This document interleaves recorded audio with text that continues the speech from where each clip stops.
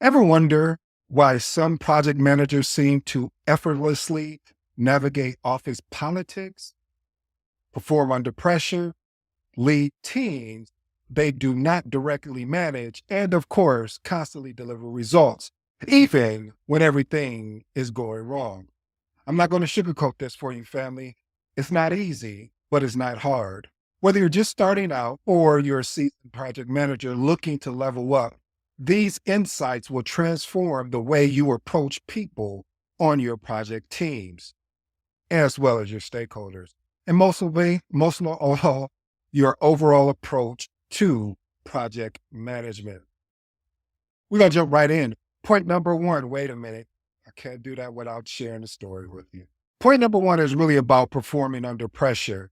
And the reason why this is number one, family, is because of the fact that a lot of times you have to maintain composure even when the situation is not fair. Think I said something. See, a lot of times you get put in situations and it can be frustrating, and you're irritated because you're like, I didn't treat you that way. Let me tell you a brief story. I worked with this gentleman that every time that you sent out an email and you may have misspoke or anything of that nature. Let's say you send out an email and say, "Oh, we're going to be meeting at this time," and then you get some different information from another project team member, and they say, "Hey, could we change that time up?" And he would send an email and saying, "Hey, well, I talked to such and such, and they said we're meeting at this time." And this email had your manager on there, as well as your manager's manager.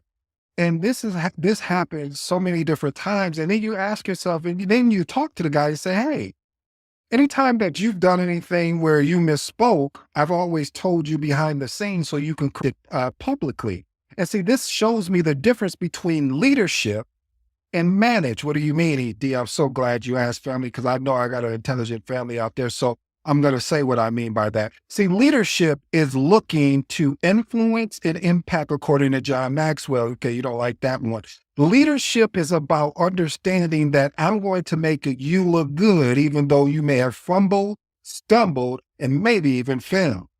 But management is like, "Oh, well, I'm going to show you that you should have said it this way, or that's incorrect. And I'm going to embarrass you." Or if you're like me, like, "Hey, do what you need to," then you're still taking the approach of, I am trying to make you look less than and let me look as an authority. See, that's management. Leadership wants to see you strive. Leadership wants to influence because they know it may come a time where you may go to another organization, you may create your own organization, and they may look up and looking to come work with you. So I say that for point number one, performing under pressure, you want to be able to maintain your composure. And trust me, family, I always tell you, and I'm very transparent, I have not been great at this, but I've understood that before I send that nasty gram, what we call basically an email that I'm going to give you up. Okay, I won't say that here. This is a family show. But basically what I'm saying is that I will just let them know how I feel in a professional way, but not really how I feel, but these are the facts. And you also need to understand the decision-making abilities under high-stress situations. So this is my recommendation or my actionable tip. Develop a personal stress plan. One of the things that I've started doing over the past 2 months here, really a lot, is just really work at exercising 3 to 4 days a week.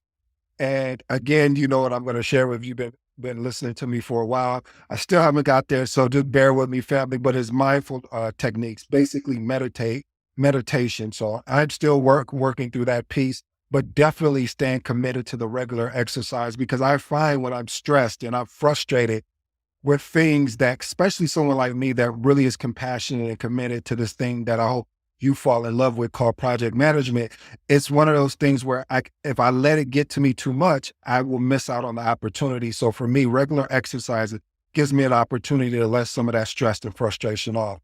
Let's move on to point number two, leading people who don't report to you. You know, one of the things is, this is why I say this particular position of being a project manager is so unique. And I know I'm biased, but it is though. When you think about it, you have to develop influence without formal authority, and you have to build trust. You have to demonstrate expertise, as well as you need to align with the project goals and team members' personal objectives. And your project team doesn't report to you. So it's definitely more challenging to create that trust, to really show that you have the expertise. Because if it's just like anything, especially when you're working on a job, people are slow to trust, but quick to disregard you because they're like, oh, this guy doesn't know, this girl doesn't know what's going on.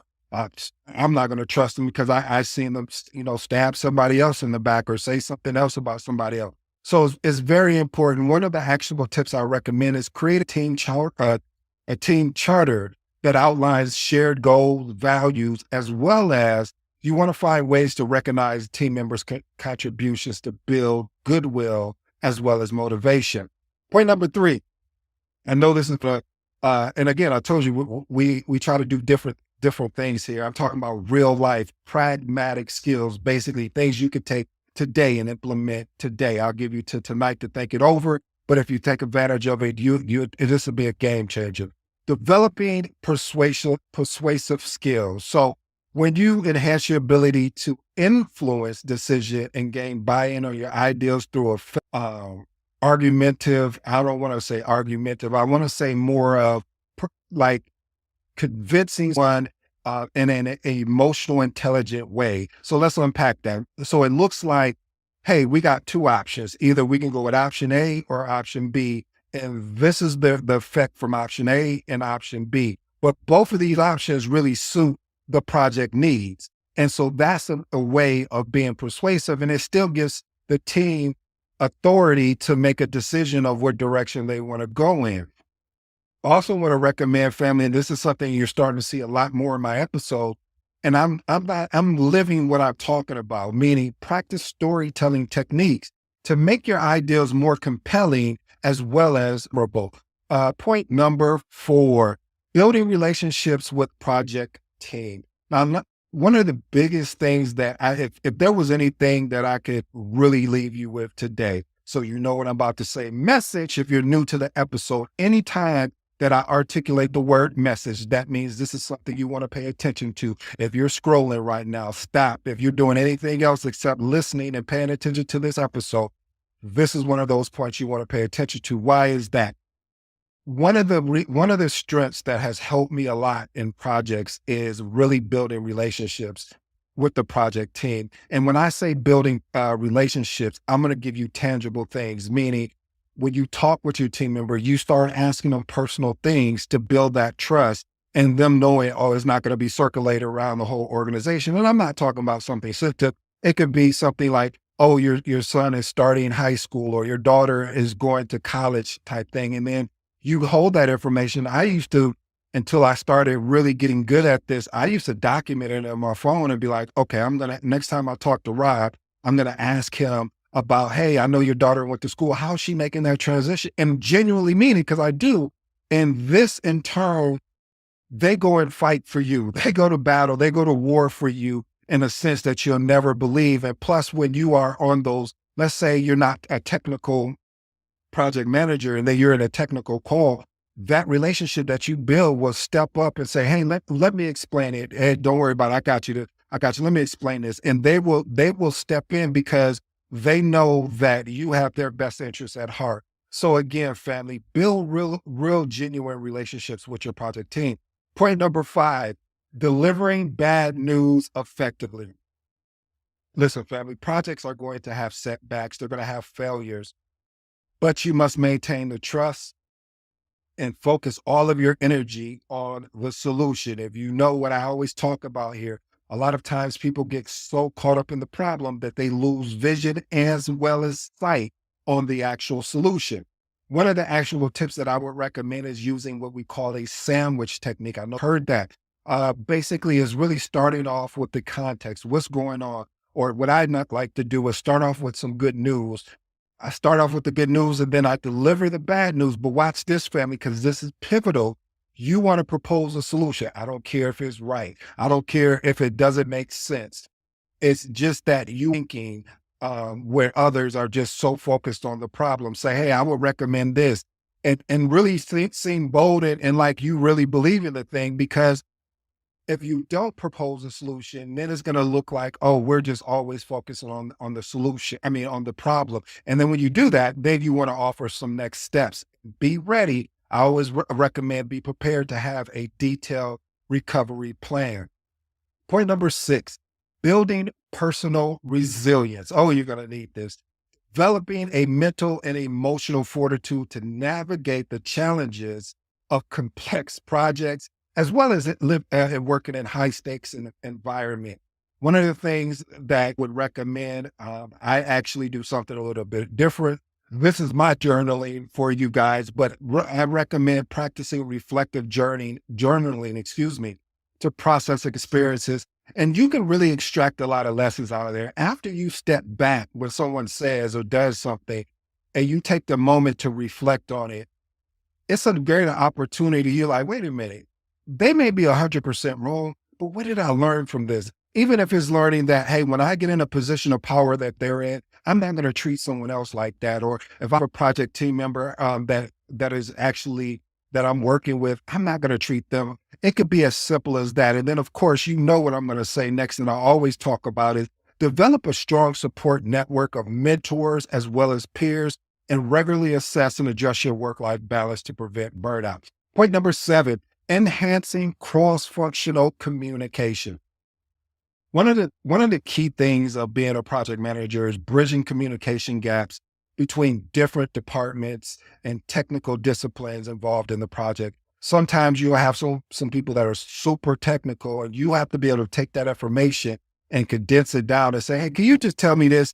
And if you was explaining it to your child or a young person, because evidently I don't know what you're saying. And then sometimes you have to, if you're a technical project manager, you have to be able to take that information and boil it down so the team can understand what is going on or basically what's involved in the project. One of the things I started doing, and I'm going to recommend this to you, is create a project glossary to ensure common understanding of key terms, and use visual communication tools like infographics or processing maps this is just basically for really complex concepts across different disciplines.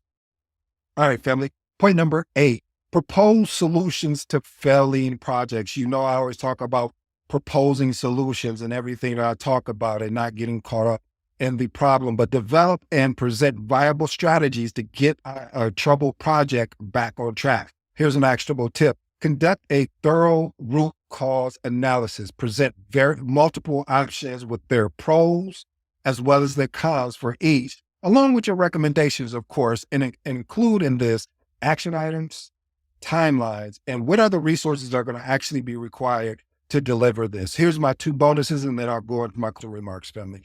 Bonus number 1, mastering project presentation. One of the things that you're going to understand and you're going to know when you become a project manager, you're going to deliver a lot of presentations, and it's going to fluctuate. It could be one year you delivered so many presentations, and more they may be every month or every quarter, depending on the PMO or the leadership that's involved. And people always ask me, how do I become better at presenting in presentations? And I know a lot of people don't like to hear this answer, but this is how I got here, and this is how I'm continually to work. Start a YouTube video, start a podcast, record yourself. You don't have to put it out, but you can see when you mistakes. Also, I would recommend that you practice at work as well, like get your presentation and do practice. Listen, family, it's about reps and sets. What I mean by that is just like in weightlifting, to get stronger, you have to break down the muscle. And breaking down the muscle consists of doing reps, meaning multiple times, and sets, meaning, okay, I'm going to do 10 reps and then I'm 3 sets of this 10 reps. So again, family, it's reps and sets. Last and final bonus, which I know it seems most obvious. You're going to say, are you Captain Obvious? Maybe I am, but sometimes the most common things we take for granted. Here we go. Trusting team members, having the ability to delegate effectively and resist micromanagement. I know a lot of project managers will tell you, oh, it's about control. No, it's not. If you have to be about control, normally times, let me backstep real quick. If you have to be in control like that, a lot of times more with a inexperienced project team, and that's okay. But what the goal is after you've done many projects with them, that eventually you want them to be self-organized. You want them to be, when you're leading meetings, that you can switch out leaders if possible and have someone lead the meeting and you're just trying to get a better understanding of what's going on. And the biggest thing again is you're focusing on outcomes, not results. And also you don't get caught up in the whole process or what we call red tape in the industry. Here's an actionable tip. Clearly define expectations such as criteria, then allow team members to determine their own approach. Use regular check-ins to provide support without interference. Here's my 3 close. I'm going. First one, performing under pressure. Like I shared the story with you about the email where I had someone that every time that I would send something out, they always thought it was in their best interest to correct me in a platform, which again, that's management. And sometimes you get to a point where you're like, even though it's not right, is that you know where they stand. And we want to make people into something like, I'll give them another chance. No, this is who this person is. Don't try to change them because unless they want to be changed, you can have a conversation with them. Like I always say, I'll have 2 conversations with you, but when I see that you're going back into your old habits, I'm going to leave you there because it doesn't make sense for me to continue to take time out of my day for the thing that you're constantly doing when I'm showing you respect by, if there was something that you misspoke on, I would set up a meeting or I would course correct you in Teams or Slack or something like that so you can publicly go out and correct it. All right, I'll get on my soapbox on that one. Developing persuasion skills, like I said, just your ability, ins and ideals, and leveraging emotional intelligence. And then the last and final one, building relationship with project team. You want to create a camaraderie with your team and share a purpose beyond just task completion. Well, family, I hope you enjoyed today's episode. I go by the name of ED. And again, family, I truly thank you and respect you for taking the time to watch episode after episode or even listen to episode after episode. It means a lot to me, and I hope you're getting some value